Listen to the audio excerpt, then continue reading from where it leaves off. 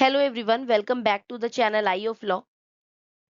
इस वीडियो का टॉपिक होने वाला है profit and gain of business and profession, यानी कि व्यापार और पेशे से होने वाले लाभ और मुनाफे। ठीक है।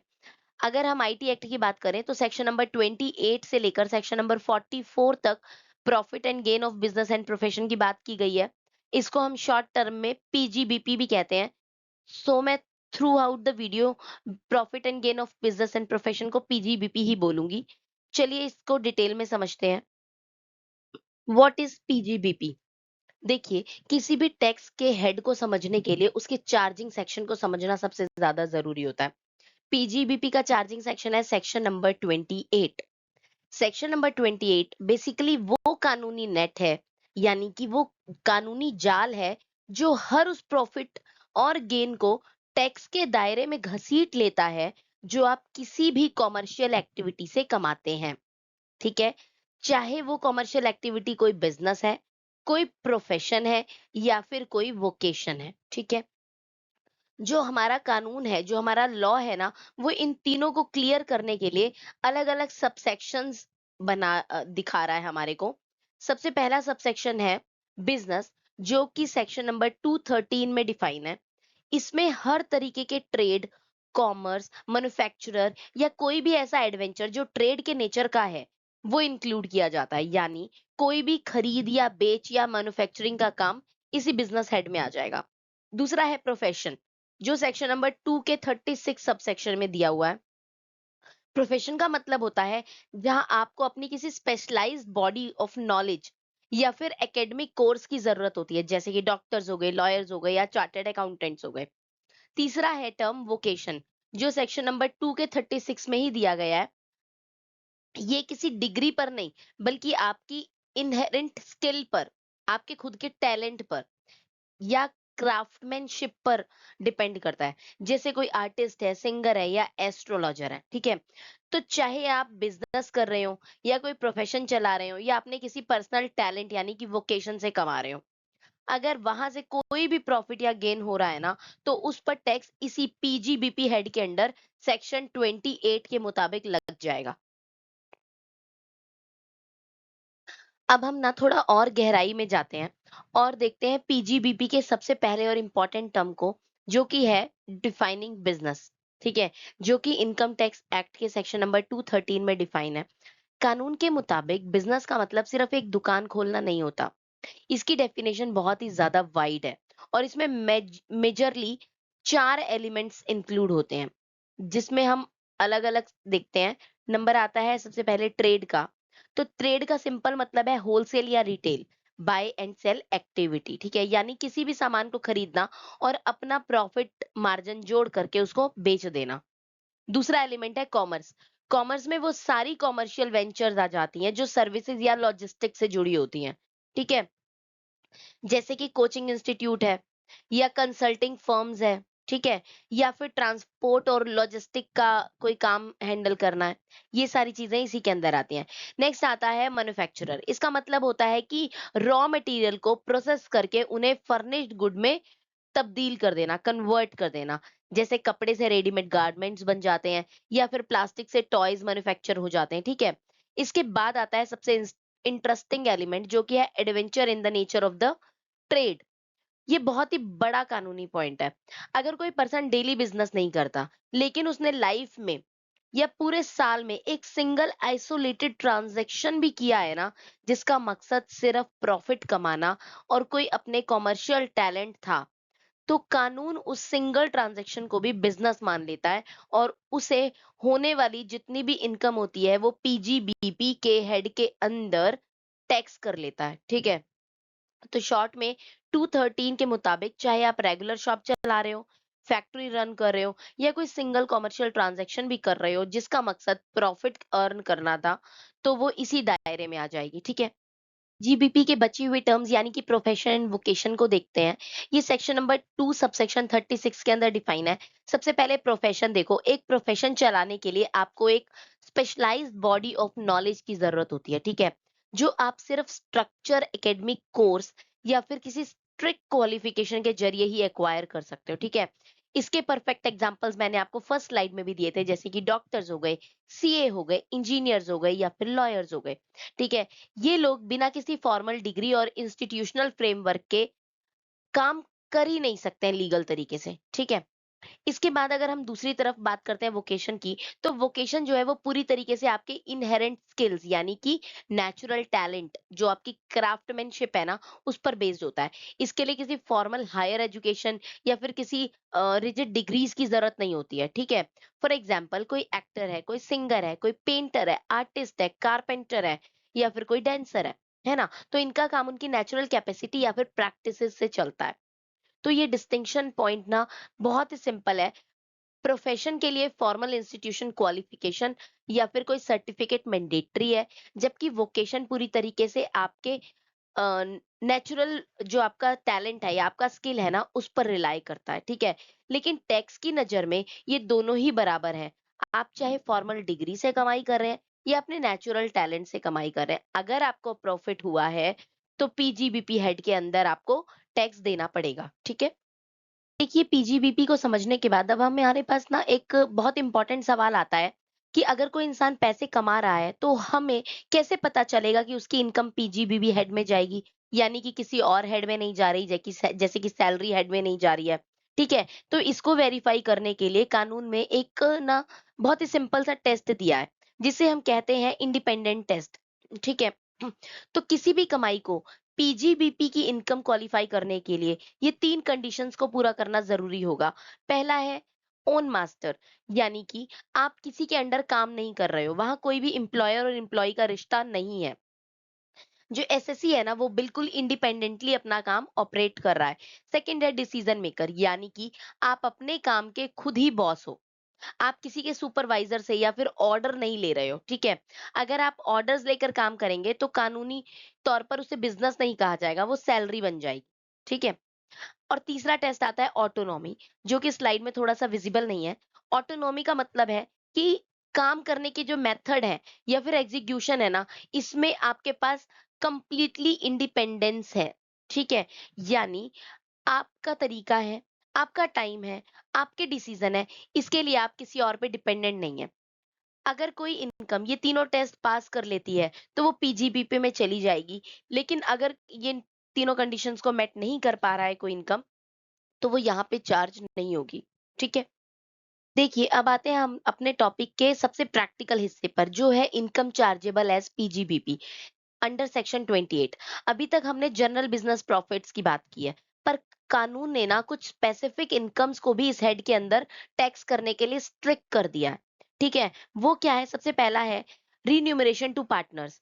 अगर कोई पार्टनर अपनी पार्टनरशिप फर्म से किसी भी तरीके की सैलरी, इंटरेस्ट, बोनस या कमीशन रिसीव कर रहा है ना, तो उस पार्टनर के लिए वो जो इनकम है ना, वो इसी हेड में टैक्सेबल होगी। ठीक है, यहाँ ध्यान रखना, ये इनकम उतनी ही टैक्सेबल होगी जितना फर्म को सेक्शन 40 बी की लिमिट्स के मुताबिक डिडक्शन अलाउ किया गया है। ठीक है, दूसरा पॉइंट आता है एक्सपोर्ट इंसेंटिव, यानी कि गवर्नमेंट जब एक्सपोर्टर्स को प्रमोट करने के लिए इंसेंटिव देती है, जैसे इंपोर्ट लाइसेंस को सेल करना या ड्यूटी ड्रॉबैक मिलना या एक्सपोर्ट परफॉर्मेंस के बदले मिलने वाले कोई कैश असिस्टेंस को देखना, तो ये सारे अमाउंट जो है ना, आपके बिजनेस की रेवेन्यू रिसिप्ट मानी जाती है। इस पर ना पीजीबीपी में ही टैक्स लगाया जाता है। ठीक है, थर्ड पॉइंट आता है नॉन कम्पीट फीस। ये एक बड़ा इंटरेस्टिंग कॉमर्शियल सिनेरियो है। ठीक है, जब आप किसी के साथ एग्रीमेंट करते हैं कि आप उनके कंपीटिंग बिजनेस में या किसी स्पेसिफिक मार्केट एरिया में काम नहीं करेंगे और इसके बदले आपको कोई फीस मिलती है, उसे नॉन कम्पीट फीस कहते हैं। ठीक है, अगर ये कैपिटल गेन्स के अंडर फॉल नहीं कर रही है ना, तो ये पूरी की पूरी पीजीबीपी के अंडर आ जाएगी। और फोर्थ पॉइंट है की मैन इंश्योरेंस पॉलिसी। किसी भी कंपनी की सबसे इंपॉर्टेंट की एम्प्लॉय या जो भी होते हैं, वो डायरेक्टर्स होते हैं। ठीक है, तो उसके लिए कंपनी एक इंश्योरेंस पॉलिसी लेती है जिसे की मैन इंश्योरेंस पॉलिसी कहते हैं। इस पॉलिसी की मेच्योरिटी या क्लेम पर जो भी सम रिसीव होता है ना, अगर वो बिजनेस को या की एग्जीक्यूटिव को उनके कमर्शियल कैपेसिटी में मिल रहा है, तो उसे पीजीबीपी की इनकम में ही माना जाएगा। देखिए नेक्स्ट पॉइंट आता है ट्रेड प्रोफेशनल एसोसिएशन इनकम। अगर कोई ऐसी एसोसिएशन है जो अपने मेंबर्स को कोई स्पेसिफिक सर्विस प्रोवाइड करती है, ठीक है, और उससे कोई इनकम अर्न करती है, तो कानून जो है ना, उसे उस एसोसिएशन की बिजनेस इनकम मान लेता है। नॉर्मल क्या होता है, एसोसिएशन म्यूचुअलिटी प्रिंसिपल्स पर चलती है, ठीक है। पर स्पेसिफिक सर्विसेज से जितनी भी कमाई होती है ना, वो पीजीबीपी में टैक्सेबल हो जाती है। नेक्स्ट पॉइंट है एजेंसी मॉडिफिकेशन। देखिए, कॉमर्शियल वर्ल्ड में एग्रीमेंट चेंज होते रहते हैं, ठीक है। अगर किसी एजेंसी या डिस्ट्रीब्यूशन एग्रीमेंट के टर्म्स मॉडिफाई होते हैं या फिर एग्रीमेंट पूरी तरीके से टर्मिनेट हो जाते हैं और उसके बदले जो कंपनसेशन मिलता है ना, तो कानून उसे बिजनेस लॉस की तरह कैपिटल ना मानते हुए सीधे पीजीबीपी में ही टैक्स कर लेता है, ठीक है। इसके बाद बात करते हैं हम एसेट कन्वर्जन की, जिसको हम कहते हैं स्टॉक टू कैपिटल। ये एक बहुत जरूरी कॉन्सेप्ट है। अगर आप अपने किसी स्टॉक इन ट्रेड को कैपिटल एसेट में कन्वर्ट कर देते हैं, जैसे एक रियल एस्टेट डीलर ने बेचने के लिए रखे गए प्लॉट पर अपना पर्सनल ऑफिस बना लिया, तो जो कन्वर्जन है ना, तो कन्वर्जन के दिन जो उस स्टॉक की फेयर मार्केट वैल्यू होगी ना, उसे कानून आपकी बिजनेस इनकम की तरह ट्रीट करने लग जाएगा, ठीक है। नेक्स्ट पॉइंट आ रहा है section 35 AD assets. Income tax act के सेक्शन 35 एडी में ना स्पेसिफाइड बिजनेसेस को कैपिटल एक्सपेंडिचर पर 100% डिडक्शन मिलता है, ठीक है। तो अगर फ्यूचर में आप किसी ऐसे एसेट को सेल करते हैं जिस पर आप पहले ही फुल डिडक्शन क्लेम कर चुके हैं, तो उस एसेट के सेल प्रोसीड को डायरेक्ट बिजनेस इनकम में माना जाएगा और उस पर पीजीबीपी हेड के तहत ही टैक्स लगेगा, ठीक है। तो ये कुछ मेजर कंपोनेंट्स हैं जो सेक्शन 28 के चार्जिंग सेक्शन को कंप्लीट करते हैं और क्लियर करते हैं कि आखिर कौन कौन से ऐसे रिसिप्ट्स हैं जो पीजीबीपी हेड में टैक्स होने के लिए लाइबल होंगी, ठीक है। देखो, अब हम आते हैं पीजीबीपी के हेड के कुछ कोर गाइडिंग प्रिंसिपल्स पर, जो ये तय करते हैं कि किसी बिजनेस इनकम को कब और कैसे एसेस किया जाएगा, ठीक है। तो इसके लिए ये रूल्स लिखे हुए हैं। सबसे पहला है एनी टाइम रूल।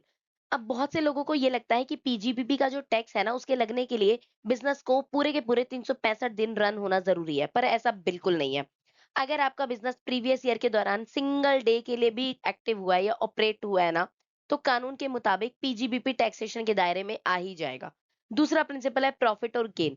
अब इनकम टैक्स एक्ट में जब हम प्रॉफिट एंड गेन शब्द का यूज करते हैं, तो इसका मतलब केवल फायदा नहीं है। इस हेड के अंदर ना बिजनेस या प्रोफेशन की ना जो एक्टिविटीज है, उनसे होने वाले प्रॉफिट और कमर्शियल लॉसेस दोनों को ही बराबर कवर किया जाता है। यानी लॉस को भी इसी हेड में ही सेट ऑफ या फिर कैरी फॉरवर्ड के रूल के हिसाब से ट्रीट किया जाएगा, ठीक है। और थर्ड पॉइंट आता है लीगल नेचर। जनरली बिजनेस ना जो होता है वो इनकम के एक सिस्टमैटिक स्ट्रक्चर और रेगुलर एक्टिविटी का रिजल्ट होती है, ठीक है। लेकिन जैसे कि हमने पहले बात की कि अगर एक आइसोलेटेड यानी कि एक सिंगल ट्रांजैक्शन भी हुई है ना, जो बिजनेस कैरेक्टरिस्टिक को मिमिक कर रही है, तो उसे कानून adventure in the nature of trade मानकर पीजीबीपी में ही एक्सेस कर लेगा, ठीक है। तो इसका मतलब हो गया, चाहे बिजनेस एक दिन चला है या पूरे साल, चाहे प्रॉफिट हुआ है या लॉस, अगर ट्रांजैक्शन कॉमर्शियल नेचर की है, तो उसका ट्रीटमेंट इसी हेड के बेसिस प्रिंसिपल पर ही किया जाएगा, ठीक है। अब हम देखते हैं कॉम्प्यूटेशन ऑफ पीजीबीपी यानी कि सेक्शन नंबर 29, जो कि हमें पीजीबीपी को निकालने के लिए एक मास्टर फॉर्मूला देता है। देखिए, पीजीबीपी की टैक्सेबल इनकम को निकालने के लिए कानून ने ना हमें सेक्शन नंबर 29 दिया गया है, कॉम्प्यूटेशन, ठीक है। इसको हम मास्टर फॉर्मूला भी कहते हैं साधारण भाषा में। तो taxable PGBP is equal to gross revenue plus deemed profit minus allowable expenses. इसका मतलब टैक्सेबल पीजीबीपी जो है वो तीन मेन पिलर, जो कि ग्रॉस रेवेन्यू, डीम्ड प्रॉफिट और अलाउेबल एक्सपेंस पे बेस्ड है। एक एक करके समझते हैं। ग्रॉस रेवेन्यू जो है वो section number 28 plus section number 41 है। इसमें बिजनेस की सारी कोर और सब्सिडरी रिसिप्ट्स जो होती है ना, वो शामिल होती हैं, ठीक है। जैसे आपकी मेन सेल्स और प्रोफेशनल फीस हो गई, पार्टनर्स का रीन्यूमरेशन हो गया, एक्सपोर्ट इंसेंटिव हो गया, एसेट्स कन्वर्ट करने पर मिलने वाले फेयर मार्केट वैल्यू हो गई, और सेक्शन 41 के तहत आने वाले डीम्ड प्रॉफिट हो गए। इसके बाद अगर हम सेकंड पिलर को देखते हैं, जो कि है अलाउेबल एक्सपेंसेस, तो ये सेक्शन नंबर 30 से सेक्शन नंबर 37 में दिया गया है। वो जायज खर्चे जो बिजनेस को चलाने के लिए जरूरी होते हैं, ठीक है। और कानून इनका डिडक्शन हमें देता भी है, ठीक है। जैसे बिल्डिंग या मशीनरी का रेंट हो गया, रिपेयर्स हो गए, इंश्योरेंसेज हो गए, या सेक्शन 32 के मुताबिक मैंडेटरी डेप्रिसिएशंस हो गए, सेक्शन 36 में आने वाले बैड डेप्ट्स हो गए, एम्प्लॉय इंश्योरेंस, और सेक्शन 37 का जनरल डिडक्शन, जो हर उस बिजनेस एक्सपेंस को अलाउ करता है जो फुल्ली और एक्सक्लूसिवली कॉमर्शियल पर्पस के लिए यूज किया गया, ठीक है।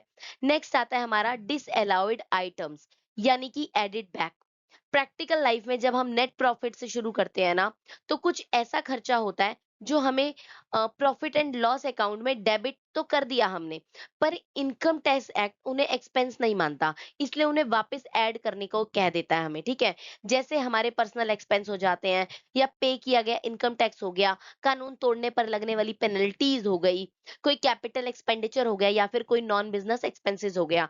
तो अगर हम इसको इकट्ठा करके बात करें, तो जब आप अपनी टोटल टैक्सेबल रेसिप्ट में से सिर्फ कानूनी तौर पर अलाउड खर्चे माइनस करते हैं और डिसअलाउड आइटम्स को ऐड बैक कर देते हैं, तब जो निकल कर आता है ना, वो आपकी टैक्सेबल पीजीबीपी होती है एक्चुअल में, ठीक है। देखिए, अगर हम कंप्यूटेशन फ्लो को देखते हैं, जो स्टेप बाय स्टेप प्रोसेस है to get the taxable PGBP, तो उसमें सबसे पहला स्टेप आता है net profit as per P and L account, ठीक है।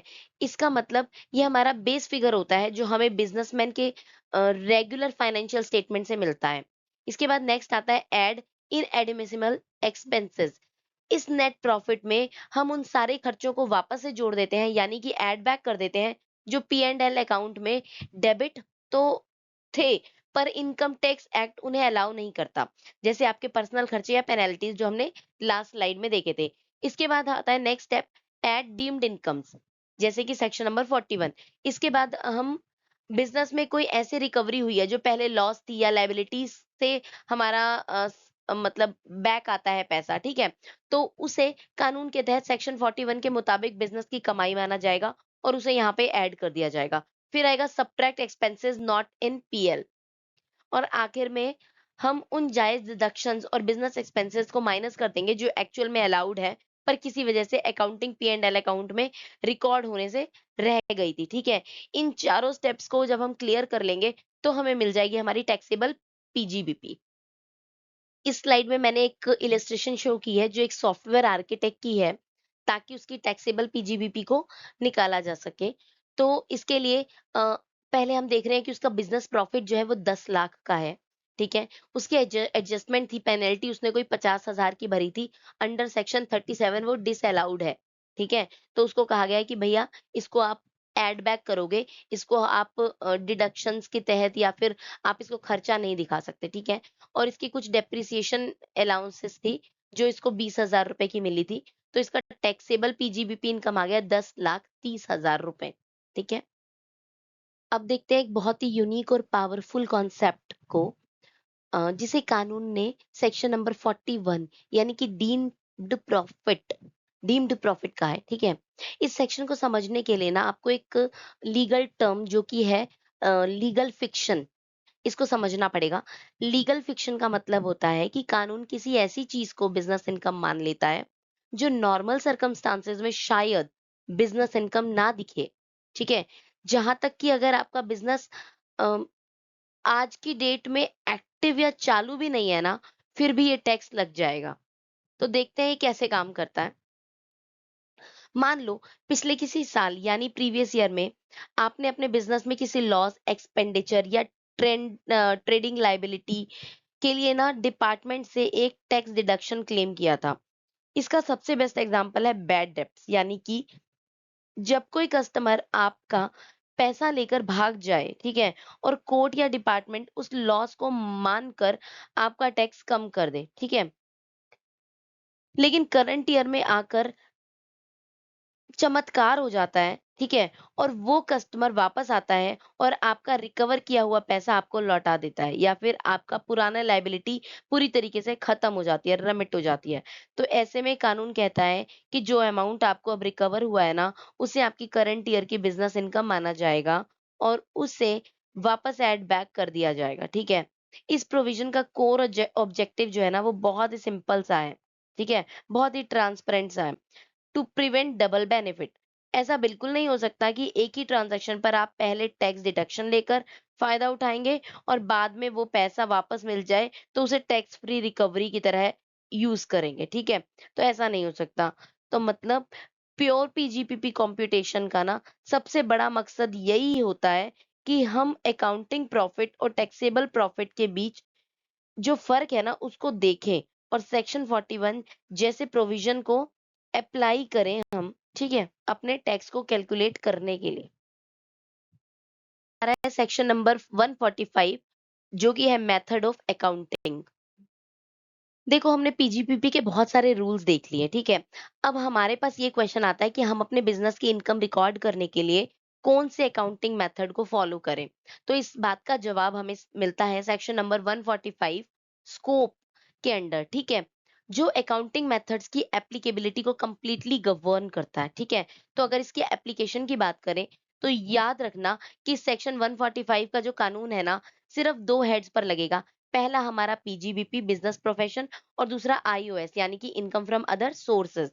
ये नॉट एप्लीकेबल होगा किस पर, बाकी के हेड्स पे यानी कि सैलरीज पे, हाउस प्रॉपर्टी पे और कैपिटल गेन पर। ये इन पे बिल्कुल नहीं लगेगा, ठीक है। अब बात करते हैं डिपार्टमेंट के उन की रूल्स की जो हर टैक्स प्रोफेशनल को ध्यान में रखने पड़ेंगे, ठीक है। वो क्या है, रेगुलर एम्प्लॉयमेंट। पहला रूल ये है कि आप जो भी अकाउंटिंग मेथड चूज करें उसे आपको रेगुलरली एम्प्लॉय यानी यूज करते रहना पड़ेगा, ठीक है। आप अपनी टैक्स लायबिलिटी को मैनिपुलेट करने के लिए हर साल मेथड बदल नहीं सकते हो, ठीक है। इसके बाद आता है hybrid system is strictly prohibited. कानून आपको किसी भी तरीके की हाइब्रिड या मिक्स सिस्टम फॉलो करने की परमिशन नहीं दे रहा है, ठीक है।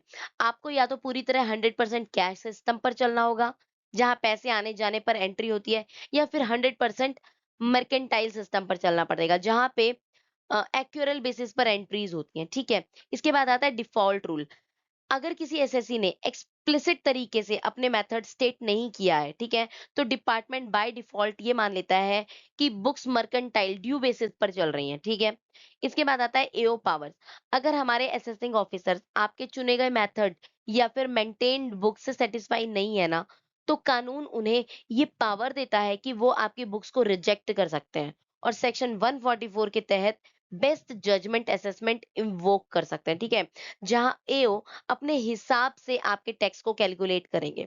तो इसका मतलब सेक्शन 145 हमें सिखाता है कि पीजीबीपी के कैलकुलेशन में अ, जितनी कैलकुलेशन जरूरी है ना, अकाउंटिंग बुक्स को एक कंसिस्टेंट और लीगल फॉर्मेट में बनाकर रखना भी उतना ही इंपॉर्टेंट है, ठीक है। अब सेक्शन 145 के उन दो रास्तों को डीप में समझो जिनकी परमिशन हमें ना लॉ देता है, मर्केंटाइल सिस्टम और कैश सिस्टम। ये दोनों ही मेथड्स इनकम और खर्चों को ना बुक्स में लिखने के ना नजरिए को बिल्कुल बदल देते हैं, ठीक है। तो सबसे पहले देखते हैं मर्केंटाइल सिस्टम जो कहते हैं एक्यूरल बेसिस। इस सिस्टम का सबसे बड़ा कानूनी रूल है कि इनकम तभी रिकॉर्ड कर ली जाएगी जब उसे पाने का राइट टू रिसीव आपका एस्टेब्लिश हो जाए। ठीक उसी तरीके से खर्चे को भी तभी रिकॉर्ड कर लिया जाएगा जैसे ही उनकी लाइबिलिटी अराइज हो जाए, चाहे वो आपकी जेब से भी गए हैं या नहीं गए हैं, ठीक है। एग्जाम्पल देखो, अगर आपने किसी क्लाइंट को मार्च के महीने का बिल भेज दिया, ठीक है, तो कानून के मुताबिक उसी फाइनेंशियल ईयर की इनकम उसको मान ली जाएगी, भले ही वो क्लाइंट आपको अगले साल जून में पेमेंट कर रहा है, कोई मैटर नहीं करता। इसमें एक्चुअल कैश फ्लो बिल्कुल भी इररिलेवेंट हो जाता है, ठीक है, क्योंकि ये राइट लाइबिलिटी बेस्ड रिकॉग्निशन पर चलता है और बिजनेस की एक से ज्यादा एक्यूरेट फाइनेंशियल पिक्चर सामने लाता है, ठीक है। इसके दूसरी तरफ अगर हम कैश सिस्टम या फिर रिसिप्ट बेसिस को देखें तो ये बिल्कुल सीधा और सिंपल सिस्टम है। इसमें कोई भी इनकम तभी रिकॉर्ड होगी जब वो एक्चुअली में कैश या चेक रिसीव होगा और खर्चे भी तभी रिकॉर्ड होंगे जब वो सीधे सीधे आपकी जेब से चले जाएंगे, ठीक है। ये सिस्टम उन प्रोफेशनल्स जैसे कि एडवोकेट या फिर कंसल्टेंट्स में बहुत कॉमन है जो रियलाइज लिक्विडिटी पर टैक्स देना प्रेफर करते हैं, यानी जब तक पैसा हाथ में ही नहीं आ रहा तब तक टैक्स का बोझ भी नहीं ले पाएंगे, ठीक है। इसमें सिर्फ एक्चुअल रिसिप्ट और पेमेंट ही मैटर करती है, ठीक है। इस स्लाइड में हम दो बड़े-बड़े टेक्निकल और इंपॉर्टेंट कॉन्सेप्ट देखेंगे, आईसीडीएस एंड एओ पावर्स। तो आईसीडीएस का मतलब होता है income computation and disclosure standards जो कि सेक्शन नंबर 145 के सब सेक्शन 2 में दिया गया है, ठीक है। इसमें सबसे पहले बात हम अगर करते हैं नोटिफिकेशन एंड पर्पस की, तो सेक्शन 145 2 के तहत सेंट्रल गवर्नमेंट ने इन स्पेशल स्टैंडर्ड्स को नोटिफाई किया। इसका मकसद अकाउंटिंग स्टैंडर्ड्स की तरह बुक्स मेंटेन करना नहीं है, बल्कि इनका यूज सिर्फ और सिर्फ कंप्यूटेशन ऑफ इनकम यानी कि टैक्स निकालने के लिए ही होना चाहिए। No change in annual books. ICDS लगाने के लिए आपको अपनी एक्चुअल बुक ऑफ अकाउंट्स या सॉफ्टवेयर एंट्रीज को बदलने की कोई ज़रूरत नहीं है। अल्टीमेट रूल है ये। एक बात हमेशा ध्यान रखना, अगर कभी भी इनकम टैक्स एक्ट के प्रोविजंस और आईसीडीएस के रूल्स के बीच में कोई कॉन्फ्लिक्ट आता है, कोई टकराव आता है ना, तो इनकम टैक्स एक्ट हमेशा प्रिवेल कर जाएगा। कानून हमेशा इन स्टैंडर्ड से उसको ऊपर ही रखेगा, ठीक है? अब आते हैं जो दूसरा है पॉइंट एओ की पावर्स का, ठीक है? तो रिजेक्शन ऑफ बुक्स, अगर असेसिंग ऑफिसर्स को आपके अकाउंटिंग मेथड, डॉक्यूमेंट्स या फिर उसकी कंप्लीटनेस पर भरोसा नहीं हो रहा, वो सेटिस्फाई नहीं हो रहा, तो उसके पास पूरा लीगल राइट है कि वो आपकी मेंटेन्ड बुक्स को एकदम आउट राइट कर देगा, रिजेक्ट कर देगा, ठीक है? इसके बाद आता है section number 144, best judgement assessment. Books reject होते ही एओ सेक्शन 144 इन्वोक कर देता है। इसका मतलब है कि अब टैक्स आपके रिकॉर्ड्स पर नहीं बल्कि AOA available evidences, past trend और इंडस्ट्री स्टैंडर्ड्स के मुताबिक अपने बेस्ट जजमेंट से कैलकुलेट करके लगाएगा, ठीक है? अब ये जो पावर है ना, ये तब ट्रिगर होती है जब टैक्स पेयर अपने अकाउंटिंग मेथड को रेगुलरली फॉलो नहीं करता या कानून के बताए हुए तरीकों का वॉयलेशन करता है, ठीक है?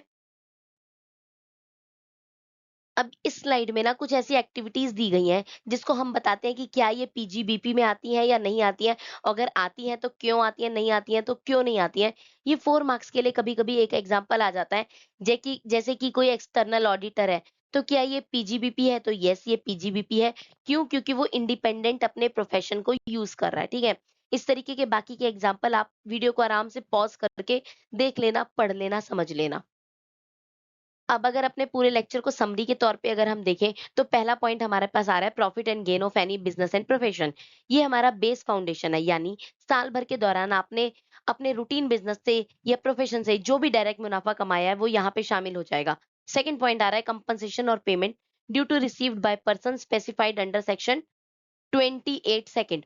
अगर किसी एजेंसी का टर्मिनेशन होता है या किसी मैनेजमेंट एग्रीमेंट में कोई बदलाव होता है या गवर्नमेंट किसी कमर्शियल राइट को मॉडिफाई करती है, तो उसके बदले में मिलने वाला हर तरीके का कंपनसेशन या हर्जाना इसी हेड में टैक्स हो जाता है।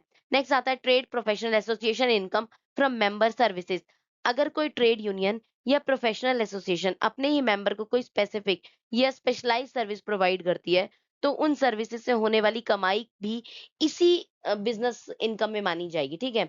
नेक्स्ट आ रहा है एक्सपोर्ट इंसेंटिव, मतलब एक एक्सपोर्टर को गवर्नमेंट से मिलने वाला सारा बेनिफिट, जैसे कि सेल ऑफ इंपोर्ट लाइसेंसेस हो गया, ड्यूटी ड्रॉबैक्स हो गया या कैश असिस्टेंट हो गया, वो सारा पीजीबीपी के अंदर ही काउंट हो जाएगा।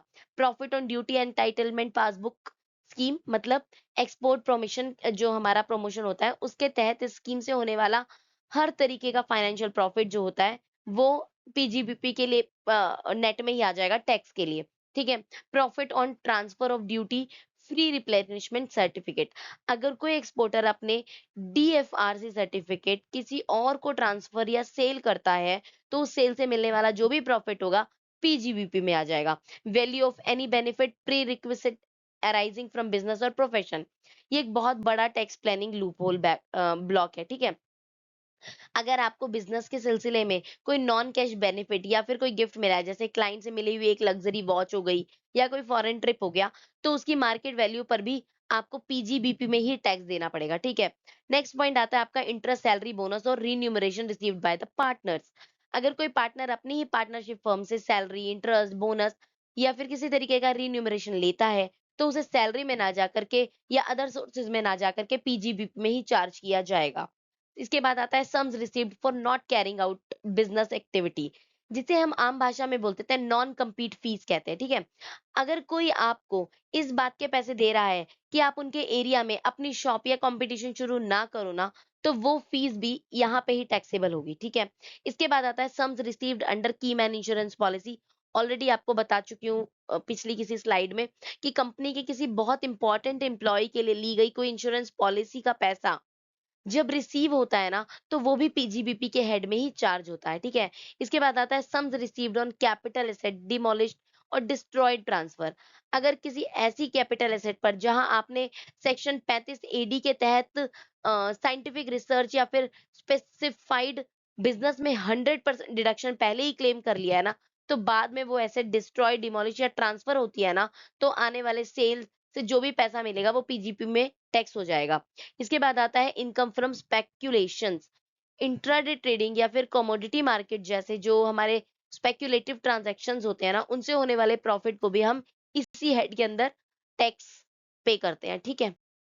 पीजीबीपी का हमारा लेक्चर बहुत बड़ा हो गया है, लेकिन हमने इसमें पीजीबीपी को पूरे तरीके से कवर कर लिया है। अगर कोई डाउट रह जाता है, तो कमेंट में मुझे कमेंट करिए, मैं उसको सॉल्व कर दूँगी। मेरे वीडियोज़ को लाइक करिए, मेरे चैनल को सब्सक्राइब करिए। Thanks for watching.